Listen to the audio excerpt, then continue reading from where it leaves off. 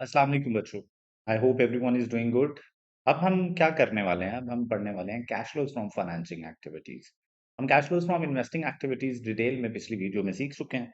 Now we are going towards financing activities. Cash flows from financing activities में हमें पता है, अगर हमें ये फाइंड करना हो कि यार ये फाइनेंसिंग एक्टिविटीज में क्या है, इसमें दो चीजें होती हैं बच्चों। एक होता है इक्विटी से रिलेटेड। इक्विटी इक्विटी से रिलेटेड जितनी भी किस्म के कैश फ्लोज हैं वो सारे के सारे किधर आने हैं? फाइनेंसिंग एक्टिविटीज में। इसका मतलब है शेयर्स इशू करना, ओनर्स को डिविडेंड देना, फिर लॉन्ग टर्म डेट। जो लॉन्ग टर्म डेट है, लॉन्ग टर्म लायबिलिटीज हैं, लॉन्ग टर्म लोन्स हैं, उनको लेना, उनको वापस करना, उन पे इंटरेस्ट देना यहाँ पे आएगा।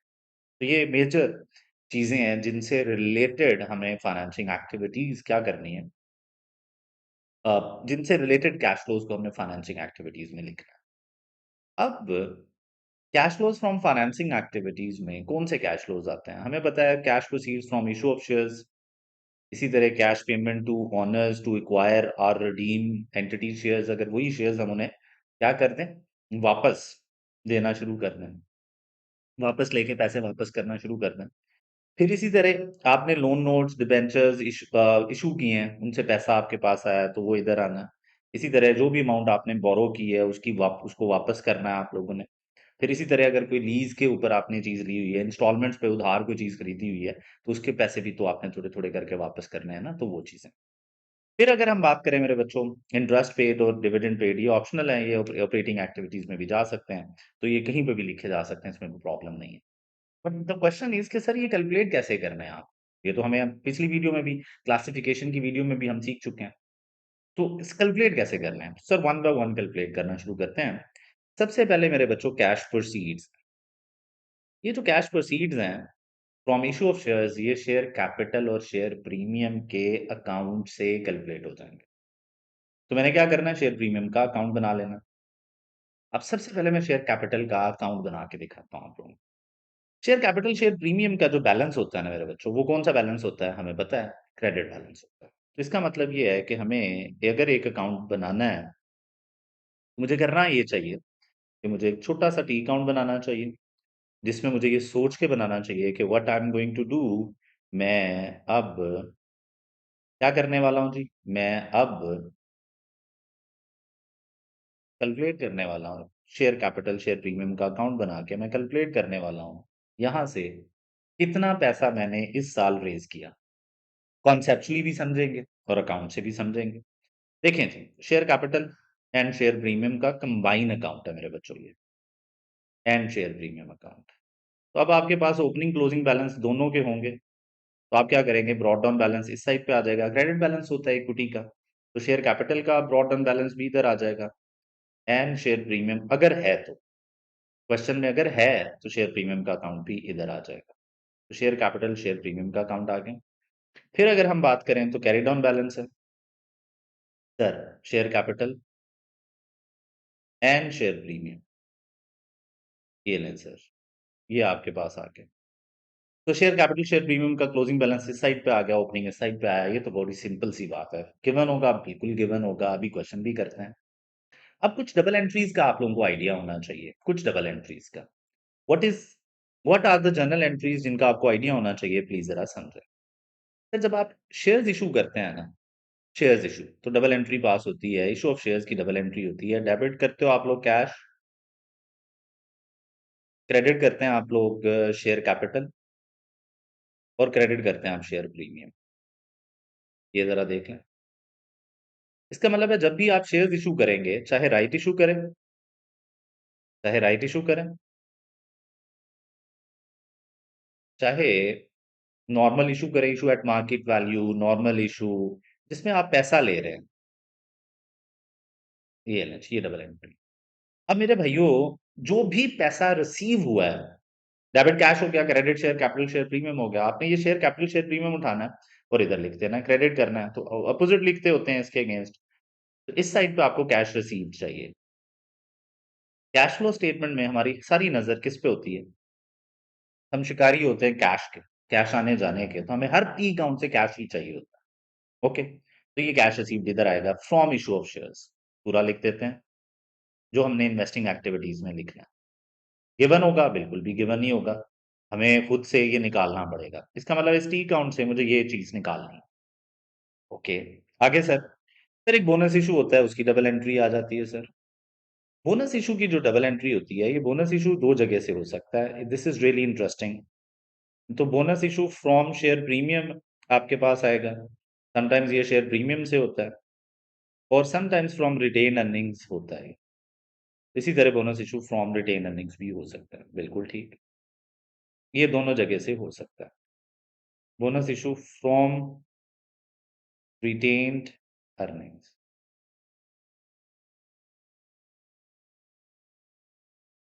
लेंच, अब हमने करना क्या है, जरा प्लीज अंडरस्टैंड करें। Bonus issue from share premium double entry होती है बच्चों, शेयर कैपिटल डेबिट होता है, ये लें, शेयर प्रीमियम डेबिट होता है। शाबाश, बहुत आला यार बच्चों, आप लोग तो समझदार हो गए। और क्रेडिट किसे करते हैं हम लोग, शेयर कैपिटल। पार वैल्यू से ये डबल एंट्री बनती है और ये एंट्री है। अब मैंने इसको पोस्ट करना है। अब क्योंकि मैंने शेयर कैपिटल शेयर प्रीमियम का अकाउंट कंबाइन बनाया हुआ है, आप लोगों के सामने कंबाइन बैलेंस आ रहा है इसका, तो मैंने क्या करना है, मैंने ये वाली डेबिट की एंट्री उठानी है तो इधर लिखनी है। ये देखें, इधर लिखूंगा। क्रेडिट की एंट्री उठाऊंगा, इधर लिखूंगा। तो मुझे बताएं कि नेट इम्पैक्ट क्या आया।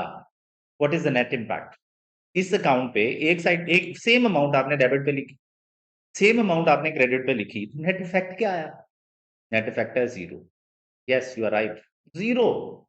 वो सर कोई इफेक्ट आया ही नहीं शेयर कैपिटल शेयर प्रीमियम पे। इसका मतलब है सर लिखें ना लिखें फर्क ही नहीं पड़ता।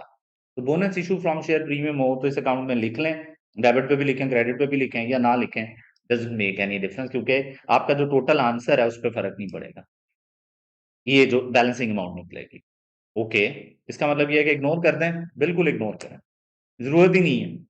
ठीक है, जरूरत ही नहीं है, इग्नोर कर दें, इस अकाउंट में लिखने की जरूरत नहीं है। लिखना है तो दोनों साइड पे लिख दें, फिर इग्नोर इन टी अकाउंट। ये इग्नोर सिर्फ यहाँ पे करना है कैश फ्लो स्टेटमेंट में कैश फ्लोज निकालते वक्त। वैसे अगर आप कहीं पे डील कर रहे हैं तो इग्नोर ना करने बैठ जाना।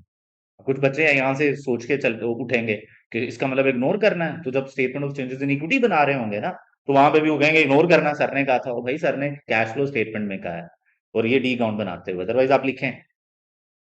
ओके सर आगे क्या है सर, प्लीज बताएं सर आगे क्या है सर, आगे देख लेते हैं सर। अगर bonus issue from retained earning है तो डबल एंट्री बनानी पड़ेगी। डबल एंट्री क्या बनेगी, जी बिल्कुल ठीक कह रहे हैं आप लोग, डेबिट करेंगे आप लोग रिटेन अर्निंग्स, डेबिट करेंगे आप लोग रिटेन्ड अर्निंग्स, ये नहीं, और क्रेडिट करेंगे शेयर कैपिटल। अब बच्चों रिटेन अर्निंग की जो एंट्री है वो डेबिट की एंट्री रिटेन अर्निंग के अकाउंट में डेबिट साइड पे जाएगी, अभी थोड़ी देर बाद हमने बनाना भी है। और जो शेयर कैपिटल का क्रेडिट अकाउंट है वो शेयर कैपिटल का अकाउंट क्रेडिट होगा। इसका मतलब ये है कि ये क्रेडिट होगा यहाँ पे। So issue of share bonus issue from retained earning इधर आ जाएगी। इसी तरह अदर देन शेयर प्रीमियम अगर कोई बोनस इशू है तो वो यहाँ पे आ जाएगा, bonus issue from retained earning ये इधर आ जाएगा सर। That's it. अब आपने क्या करना है, अकाउंट को बैलेंस करना। और मैंने अभी थोड़ी देर पहले आप लोगों को समझाया था कि बैलेंसिंग अमाउंट आपने कौन सी कैलकुलेट करनी है।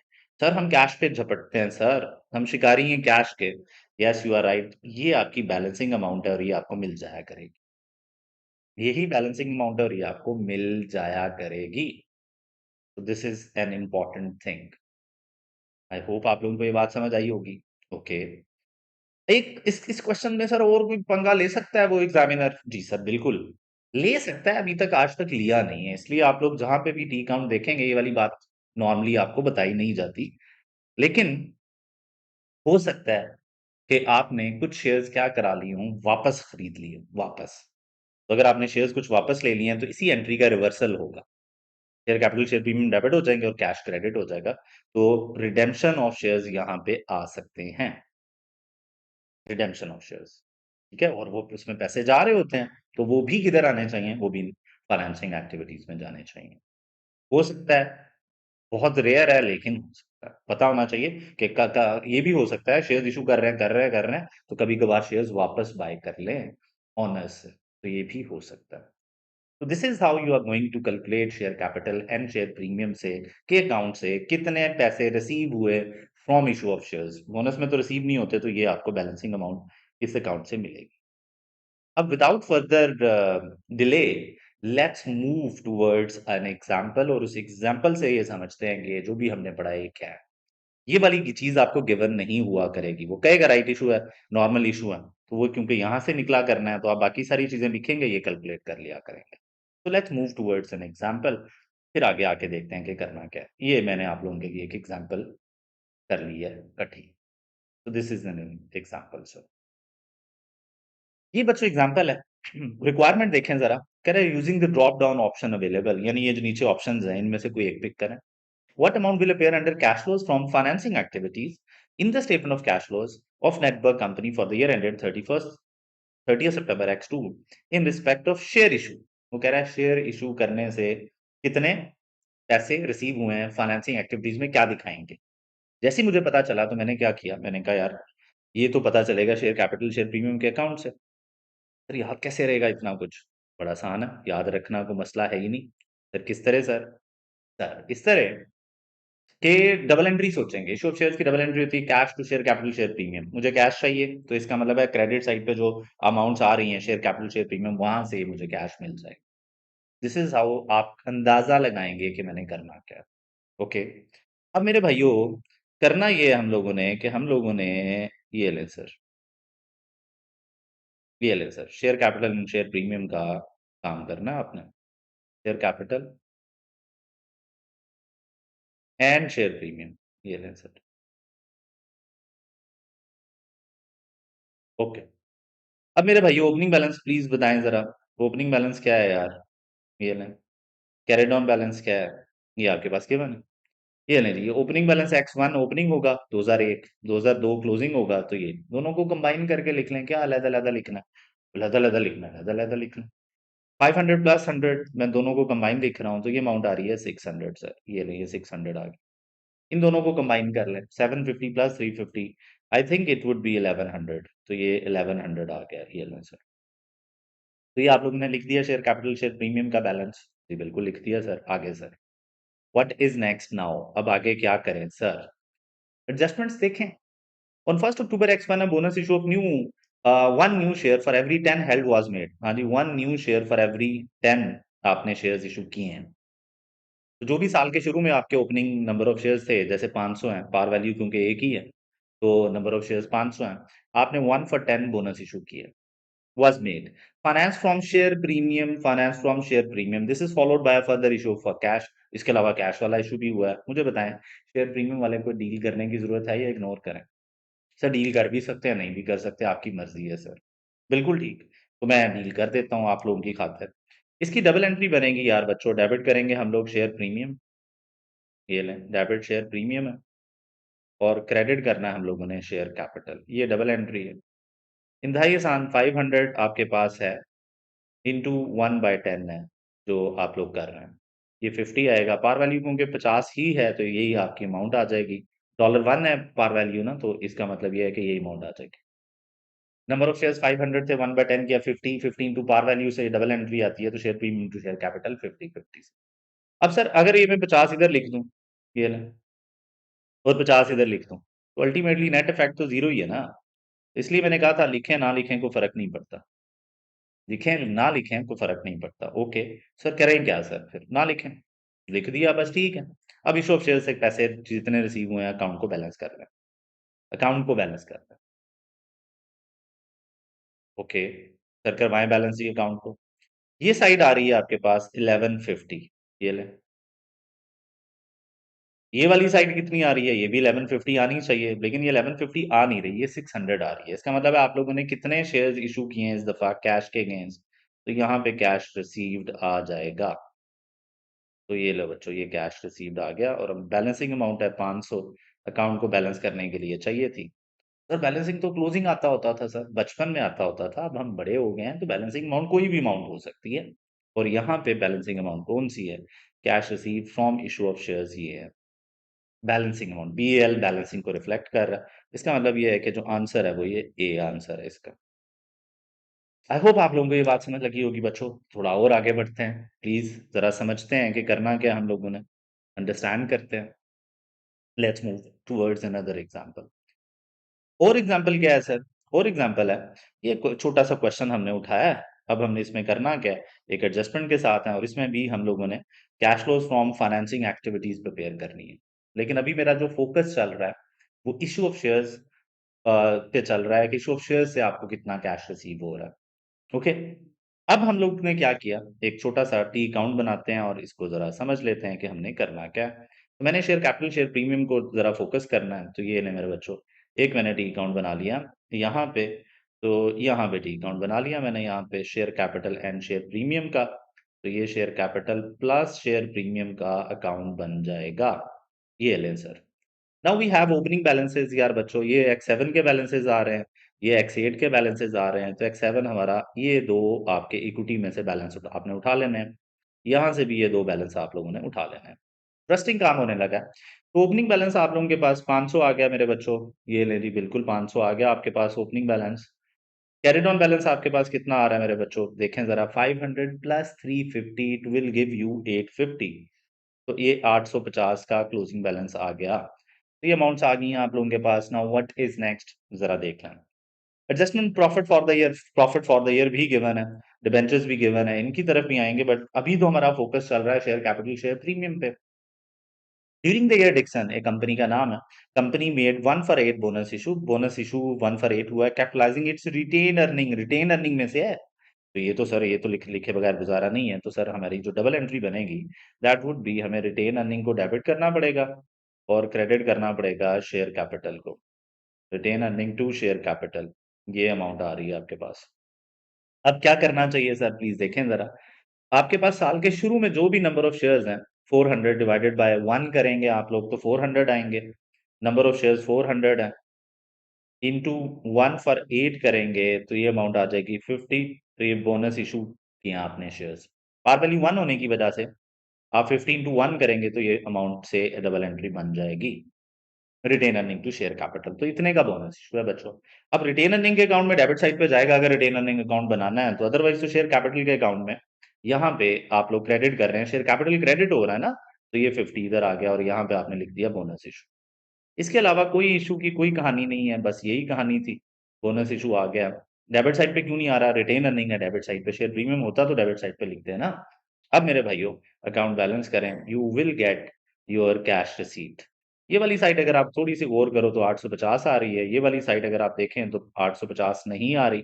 तो यहाँ पे आपको बैलेंसिंग अमाउंट चाहिए और यही balancing amount cash received from issue of shares है। इस दफा जो कैश आपने रिसीव किया है, बैलेंसिंग अमाउंट 300 आ रही है और यही बैलेंसिंग अमाउंट हमने कैलकुलेट करनी थी। तो इस तरह मेरे बच्चों हम लोग इशू ऑफ शेयर्स से पैसे कैलकुलेट किया करेंगे। एक आसान हल भी है। अब मैं अगर खुद करना हो तो शायद मैं शेयर कैपिटल शेयर प्रीमियम का अकाउंट ना बनाऊं। दूसरा हल ये है कि देखिए, इसमें इंक्रीज उठा लें 100 का, इसमें इंक्रीज उठा लें 250 का। 100 प्लस 250, 350 के शेयर्स इशू हैं। जो शेयर कैपिटल शेयर प्रीमियम में इंक्रीज आया है, वो इशू ऑफ शेयर्स को रिफ्लेक्ट कर रहा है। तो अगर आप गौर करो, थोड़ा सा गौर करो, तो यहाँ पे 100 का इंक्रीज आया है सर, ये भी इशू ऑफ शेयर्स को रिफ्लेक्ट कर रहे हैं। शेयर प्रीमियम में 250 का इंक्रीज आया, वो भी इशू ऑफ शेयर्स को रिफ्लेक्ट कर रहे हैं। लेकिन इसमें बोनस इशू है, रिटेन अर्निंग वाला, वो माइनस कर दें 50, क्योंकि वो तो पैसे लेके नहीं ना आया बोनस इशू। तो ये यहाँ से 300 आ जाता है। ऐसे एल एस भी कर सकते हैं, कुछ लोग ऐसे सिखाते हैं, मैंने समझा दिया। कुछ लोग ये टी अकाउंट बनाते हैं। टी अकाउंट थोड़ा सेफ होता है कि आप डबल एंट्रीज के थ्रू जब चल रहे होते हैं तो गलती के चांसेस कम होते हैं। कुछ नया भी आ जाए ना, तो आप जल्दी से डबल एंट्री बना के अकाउंट में पोस्ट कर सकते हैं, तो प्रॉब्लम जरा कम होती हैं। तो दैट्स वाई मैंने टी अकाउंट बनाया। Otherwise yes, you can calculate increase in share capital, increase in share premium ले लें, उसमें से माइनस बोनस इशू कर दें अगर वो रिटेन अर्निंग वाला हो। शेयर प्रीमियम वाला तो आपको पता है कि उससे प्रॉब्लम नहीं होती। तो अब ये था इश्यू ऑफ शेयर से पैसे निकालना। अब थोड़ा आगे बढ़ते हैं। हम कैलकुलेट कर रहे हैं फाइनेंसिंग एक्टिविटीज। फाइनेंसिंग एक्टिविटीज में हम लोग बात कर रहे थे शेयर कैपिटल शेयर प्रीमियम पे। तो यहाँ से हम इशू ऑफ शेयर्स के कैश रिसीव्ड कैलकुलेट कर लिया करेंगे। Now we are moving towards debenture. Debenture loan notes बहुत इजी चीज है बच्चों, इसको जरा समझ लेते हैं। डिबेंचर और लोन नोट्स बहुत इजी चीज है, इसको समझ लेते हैं। तो अब मैं I am going to talk on debentures and loan notes. बड़ा आसान। देखें, साल के शुरू में सपोज करें आपके पास ओपनिंग बैलेंस आ रहा है 500 का, लोन लोन का ओपनिंग बैलेंस है 500 का। Debenture, loan notes, preference shares, long term liability में ना एक लोन पड़ा हुआ है, डिबेंचर पड़ा हुआ है, बॉन्ड्स पड़े हुए हैं 500। क्लोजिंग बैलेंस है, ये लें जी 600, 650, ये क्लोजिंग बैलेंस 650 है। इसका मतलब पता क्या है? इसका मतलब है 500 रुपए का उधार था आपके ऊपर। सर लोन 500 का लिखा हुआ है, मैंने मेरे ऊपर कितना लोन है, मैंने कितना लोन लिया हुआ है, मेरी लायबिलिटी कितनी है 500 की। अब क्लोजिंग हो गया 650। इसका मतलब है कितना लोन और ले लिया आपने, इस साल इंक्रीज कितना हुआ है लोन, आपकी लायबिलिटी कितने से बढ़ गई सर? 150 से। तो ये जो इंक्रीज है ना, ये जो इंक्रीज है, ये जो 150 का इंक्रीज है, ये रिफ्लेक्ट कर रहा है कि आपने कैश और रिसीव किया है from loan, loan obtain, cash from loan, loan obtain, ये लोन ऑब्टेन है और ये ऑपरेटिंग एक्टिविटीज में जाएगा, इन्वेस्टिंग में या फाइनेंसिंग में? ऑब्वियसली फाइनेंसिंग में। 150 आपने लोन और ले लिया तो ये पैसे आए होंगे। सर मैंने आपसे 500 लिया हुआ था, ये रेंट पे मैं आपको कहता हूँ ये 150 और देना, आप मुझे 150 और दे देते हो। अब ये रेंट पे आप बताएं मुझे, मैंने आपको कितने पैसे देने हैं? सर 500 पहले देना था, 150 और लिया आपसे तो 650 देने हैं। तो लोन का बैलेंस बढ़ने का मतलब है कि आपने लोन ले ली है, तो पॉजिटिव। ये लोन ऑब्टेन किया है तो ये फाइनेंसिंग एक्टिविटीज में पॉजिटिव, यानी इनफ्लोज पॉजिटिव होते हैं, आउटफ्लोज नेगेटिव होते हैं, तो उधर आप ये लिख देंगे। ओके। सर अगर कम हो रहे होते तो यार आप समझदार हैं बच्चों, आप बताएं ना, अगर कम हो रहे होते तो क्या होता? चलिए एक और एग्जांपल कर लेते हैं, ओपनिंग बैलेंस, क्लोजिंग बैलेंस। एक लोन है, डिबेंचर है, प्रेफरेंस शेयर है, ये इसका बैलेंस आ रहा है, साल के शुरू में 500 था, साल के शुरू में 450 हो गया। अब मुझे खुद बताएं कि क्या हुआ, बताएं क्या हुआ?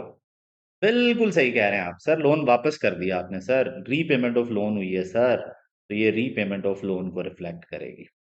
इसको रिफ्लेक्ट करेगी रीपेमेंट ऑफ लोन्स। ये ना कितना लोन वापस कर दिया? 50 का लोन वापस कर दिया। ये काम है जो बच्चों आप लोगों ने करना है, देखें कितना आसान काम है। सर इसको प्लीज थोड़ा सा मुश्किल करें। ओके, अगर आप कहते हो तो करना मुश्किल, वैसे इसमें मुश्किल वाली बात नहीं है। मुश्किल कर दूं? जी सर थोड़ा सा प्लीज। Okay, let's start. जी फिर मुश्किल कर देते हैं थोड़ा सा इसको। तो इसको जब मैं मुश्किल करने लगूंगा ना, तो मैं क्या करूंगा, मैं इसी इसी में जरा क्या करने वाला हूँ, एक होती है लॉन्ग टर्म लाइबिलिटीज, हमें पता है, और एक होती है शॉर्ट टर्म लाइबिलिटीज। एक लॉन्ग टर्म लाइबिलिटीज और एक है शॉर्ट टर्म लाइबिलिटीज। तो कुछ पोर्शन लोन का लॉन्ग टर्म में रख देता हूँ और कुछ पोर्शन शॉर्ट टर्म में रख देता हूँ।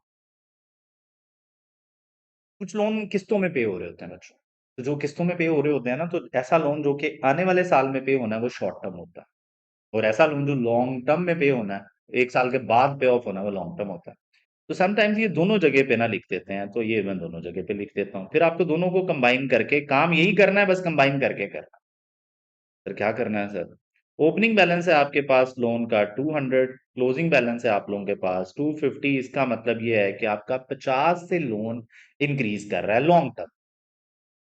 शॉर्ट टर्म में अगर हम बात करें तो यहाँ पे 100 था, और यहाँ पे कितना है यार, यहाँ पे है 150। ये कम हो सकता है, ज्यादा हो सकता है, डजेंट मेक एनी डिफरेंस।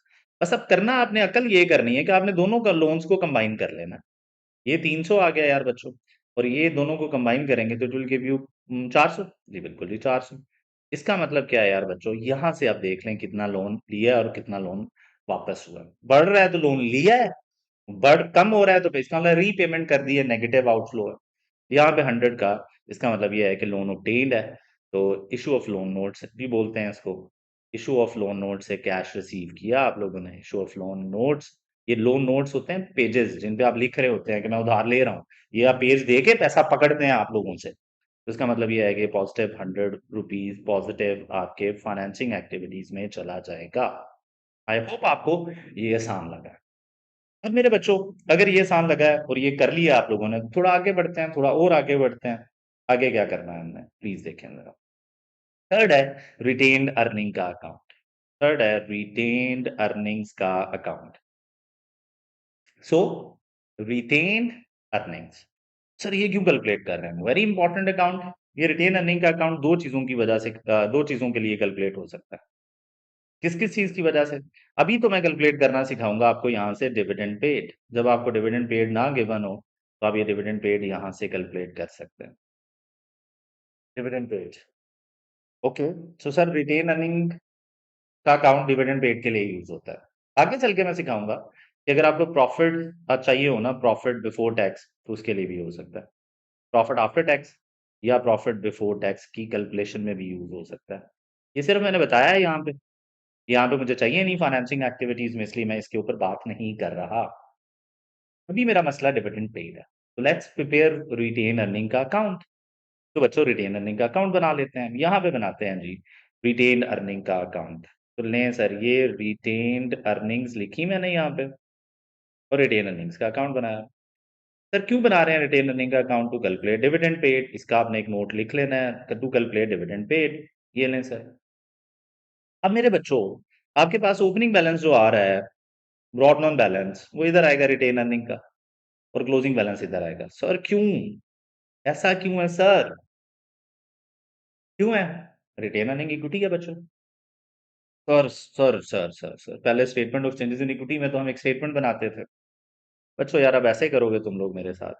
चलें आपको सिखा देते हैं कि वहां पे क्या कर रहे थे आप। यहाँ पे ओपनिंग बैलेंस लिखते थे और यहाँ पे क्लोजिंग बैलेंस आता था in statement of changes in equity. वही मैं अकाउंट फॉर्म में बनाने लगा हूँ, मैं कोई ज्यादा रॉकेट साइंस नहीं बनाने लगा।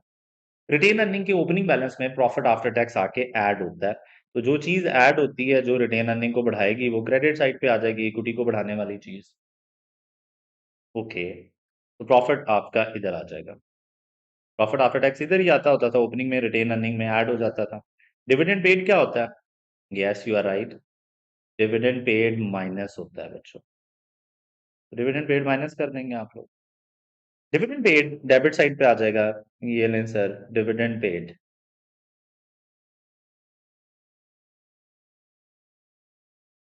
ये लें सर, डिविडेंड पेड आ गया, प्रॉफिट आफ्टर टैक्स आ गया, डिविडेंड पेड आ गया। आगे क्या करना है आप लोगों ने?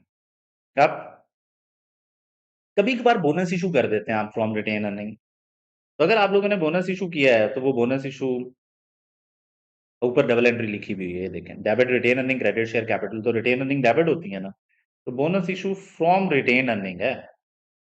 फ्रॉम रिटेन अर्निंग तभी इधर आएगा ना जब रिटेन अर्निंग में से होगा। तो ये नहीं दी, ये भी इधर आके माइनस हो जाता है, डेबिट है। तो इसका मतलब ये है कि अगर कोई bonus issue from retained earning है, तो वो भी इधर आ जाएगा। Bonus issue from retained earning ये इधर आ जाएगा। एक चीज और है जो बच्चों आती है इधर, I-16 याद है? Realisation of revaluation gain. Revaluation gain realise होता है कि डबल एंट्री होती है, डेबिट रिवैल्यूएशन सरप्लस। I-16 में हम रिवैल्यूएशन सरप्लस को थोड़ा थोड़ा करके एक्सेस डेप्रीसिएशन के पंगे में ट्रांसफर करते हैं टुवर्ड्स रिटेन अर्निंग। तो ये revaluation surplus to retained earning disposal पे भी काम होता है, और every year excess depreciation incremental depreciation की वजह से भी होता है। तो इसको ट्रांसफर बोलते हैं हम I-16 में। तो वो ट्रांसफर इधर आ जाएगा यार, I-16 का। ये इधर आ सकता है सर, यहाँ से माइनस हो जाएगा। तो सर ट्रांसफर I-16 रियलाइजेशन आई, क्योंकि रिटेन अर्निंग क्रेडिट हो रही है, तो ये इधर आ जाएगा। अगर ये बहुत मुश्किल क्वेश्चन को करे तो ये फिर पंगे ले सकता है। ये ट्रांसफर आपको क्वेश्चन में नजर नहीं आएगा, बट मैं फिर भी बता रहा हूँ। ठीक है, आपको नॉर्मली आपका क्वेश्चन ट्रांसफर के बगैर होगा। फिर ट्रांसफर टू जनरल रिजर्व्स भी समटाइम्स होता है। तो अगर ट्रांसफर टू जनरल रिजर्व्स होता है, ट्रांसफर टू जनरल रिजर्व या कोई खास रिजर्व में आप वापस ट्रांसफर करते हैं, तो इधर से माइनस जनरल रिजर्व्स में ऐड करते हैं, तो ट्रांसफर टू जनरल रिजर्व्स आपका डेबिट साइड पे आ जाएगा। तो transfer to general reserve, sir ये कहानी है। आपने करना ये है, ट्रांसफर टू जनरल रिजर्व्स, ये ले ली, ट्रांसफर टू जनरल रिजर्व्स, ये ले सर। अकाउंट बैलेंस करेंगे आप लोग, तो आपको बैलेंसिंग अमाउंट चाहिए क्या सर? कैश फ्लो स्टेटमेंट में आपको क्या चाहिए? Dividend paid sir, you are right sir, ये डिविडेंड पेड आपको चाहिए होता है, बाकी तो चीजें कैश की है ही नहीं। तो डिविडेंड पेड कैलकुलेट आप इस तरह रिटेन अर्निंग से के अकाउंट से करेंगे। ओके सर, जरा थोड़ा सा प्लीज एक अकाउंट बना के दे दें, ये तो थोड़ी टेंशन हो रही है। टेंशन लेने की जरूरत नहीं है, क्वेश्चन पे चलते हैं। ये ले मेरे बच्चे, ये क्वेश्चन सॉल्व कर रहे थे हम लोग, ये वाली एग्जाम्पल। ठीक, ये एग्जाम्पल 2 है आप लोगों की। ये ले ली, ये एग्जाम्पल 2 फाइनेंसिंग एक्टिविटीज की यहाँ से शुरू हो गई थी। ये ले, अब मेरे बच्चों क्या करना है जी? आप लोगों ने रिटेन अर्निंग का अकाउंट बनाना है। क्यों बनाना है sir? To calculate dividend paid, ताकि हम फाइनेंसिंग एक्टिविटीज तसल्ली से प्रिपेयर करके दे दें। सर बनवाएं सर। ये लें सर, रिटेन अर्निंग का बैलेंस उठा लें, यहाँ से देख सकते हैं 255 और 229 है। ओपनिंग क्लोजिंग देखने थे मुझे, 255 ओपनिंग है, 229 क्लोजिंग है। तो मैंने क्या किया, मैंने यहाँ पे रिटेन अर्निंग का अकाउंट बना लिया। ये लें सर, ये रिटेन अर्निंग का अकाउंट आ गया आपके पास बच्चों। रिटेन अर्निंग, मेरा ओपनिंग बैलेंस इधर आ जाएगा। मेरा ख्याल है ये 255 था। ये ले, इसी तरह कैरिड ऑन बैलेंस आ जाएगा आप लोगों का। कैरिड ऑन बैलेंस कितना आ रहा है आप लोगों का? 229 था बच्चों। मैं एक दफा देख लूं, अक्सर मुझे जरा गलती हो जाती है। 255 और 229 रिटेन अर्निंग का। जी सर, यही बैलेंस है। ये ले। ओके। अब मेरे भाइयों, ड्यूरिंग द ईयर ट्रांजैक्शंस क्या गिवन है? दो ट्रांजैक्शन मुझे एडजस्टमेंट्स में गिवन है। Profit for the year given है। Profit for the year retain earning में आके ऐड हो गया होगा। ये ले 180। ये profit for the year given था 180। ओके। दूसरा retain earning to share capital entry given थी। Bonus issue from share retain earning था, तो डेबिट रिटेन अर्निंग हो रहा है, तो बोनस इशू यहाँ पे आ जाएगा। ये सिर्फ रिटेन अर्निंग वाला आएगा, और शेयर प्रीमियम वाला नहीं आएगा। तो अमाउंट कितनी आ रही है सर? ये 50 आ रही है। अब मेरे बच्चों, करना क्या हम लोगों ने, प्लीज जरा देखें। अब अकाउंट को आप लोगों ने क्या करना है? बैलेंस करना है। जब आप अकाउंट बैलेंस करोगे तो क्या होगा? प्लीज जरा देखना। सर आप लोगों ने 255 लेना है। देख सकते हैं आप लोग, 255 आपके पास आ रहा है, प्लस 180 आपके पास आ रहा है, -50 आ रहा है, -229 आ रहा है, तो 156 की अमाउंट आ रही है आपके पास। यहाँ पे सर आपको बैलेंसिंग अमाउंट जो मिल रही है, वो कितनी मिल रही है? Dividend paid 156। इस साल कंपनी ने जो डिविडेंड पे किया है, बैलेंसिंग अमाउंट है वो 156 है। तो ये मेरे बच्चों देखो जरा, डिविडेंड पेड मिल गया। सो डिविडेंड पेड मिल गया। Okay sir. अब सर एक काम और कर लें सर, ये इसको जरा हाईलाइट कर देते हैं, ताकि जब मैं फाइनेंसिंग एक्टिविटीज बनाऊं तो मुझे पता हो मुझे ये चाहिए। अब सर और क्या चाहिए सर? रिवैल्यूएशन सरप्लस, वैसे ही गेन लॉस होते हैं, तो revaluation gain non cash item है, तो इसका मतलब है कि रिवैल्यूएशन सरप्लस से आपको कैश का कुछ नहीं मिलना। ओके। डिबेंचर्स देखें बच्चों, ये 2007 है, 100 था। ये 2008 है। डिबेंचर्स, लोन नोट्स, क्या करना है? 6% उसका इंटरेस्ट रेट होता है बच्चों। 100 से 150 पे आ गए हैं आप। 2007 ओपनिंग है, ये देखें, ये ओपनिंग है, ये क्लोजिंग है। तो बताइए जरा, 100 से 150 पे, इसका मतलब है पैसे आए या गए हैं? सर लोन बढ़ गया, आपने लोन और ले लिया है सर, इसका मतलब है ऐड करें सर। ओके। मैं फाइनेंसिंग एक्टिविटीज प्रिपेयर करने लगा हूँ। तो cash flows from financing activities आप कैलकुलेट कर बना रहे थे, यही आपके रिक्वायर्ड था। Cash flows from financing activities, ये लें बच्चों,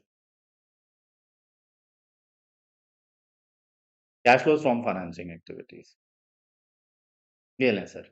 अब हमने करना क्या है, प्लीज बच्चों जरा अंडरस्टैंड कर।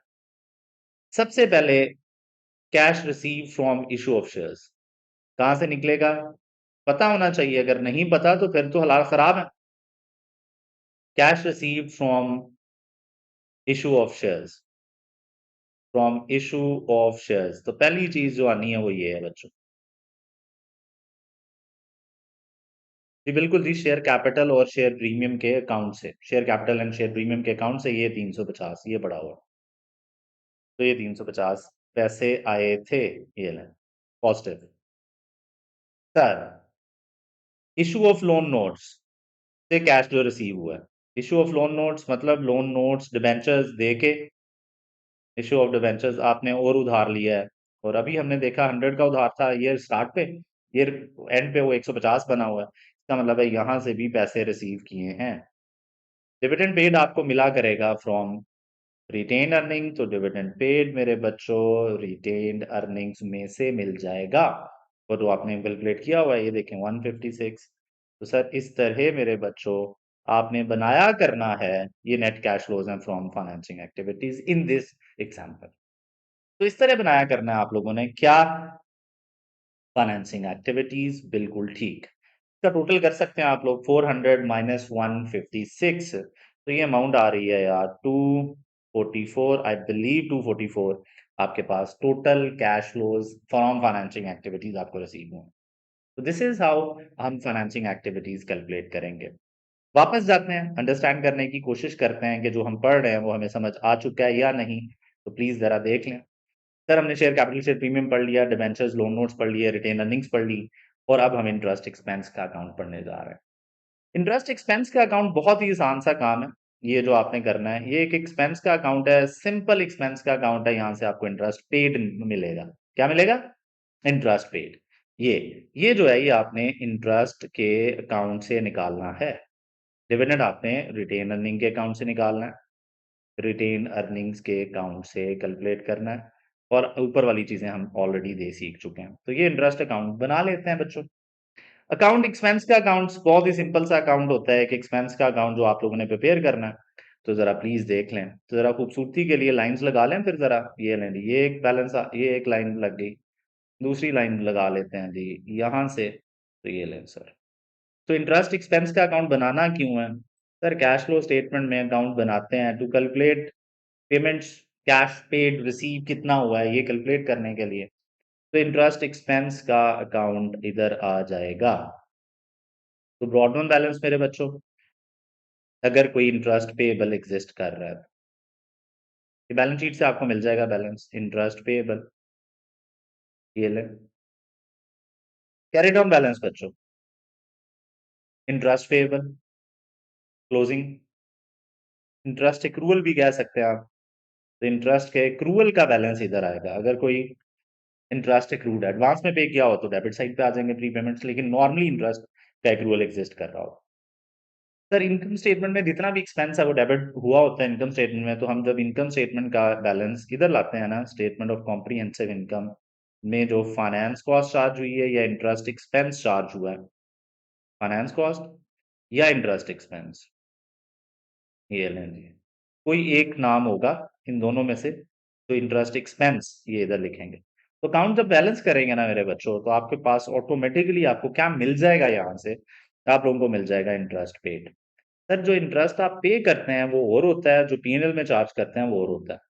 सर क्यों ऐसा? सर हम बनाते हैं एक्रूअल बेसिस पे फाइनेंशियल स्टेटमेंट्स, इनकम स्टेटमेंट बनती है एक्रूअल बेसिस पे। तो उसमें अगर आपने एक्सपेंस नहीं भी पे किया तो एक्सपेंस है, तो हम बुक कर लेते हैं उसका एक्रूअल, बुक करके एक्सपेंस टू पेबल करके डबल एंट्री बना लेते हैं और एक्सपेंस चार्ज कर देते हैं। लेकिन यहाँ पे हमें पेड चाहिए, तो ये पेड बैलेंसिंग अमाउंट होगी। तो ये लें बच्चों, ये इस तरह आप इंटरेस्ट का अकाउंट भी प्रिपेयर कर सकते हैं। तो ये था फाइनेंसिंग एक्टिविटीज। आगे बड़े बड़े क्वेश्चंस में ये वाले सारे काम हमने करने हैं। अभी के लिए इतना ही। Thank you so much. Stay blessed. अल्लाह हाफिज।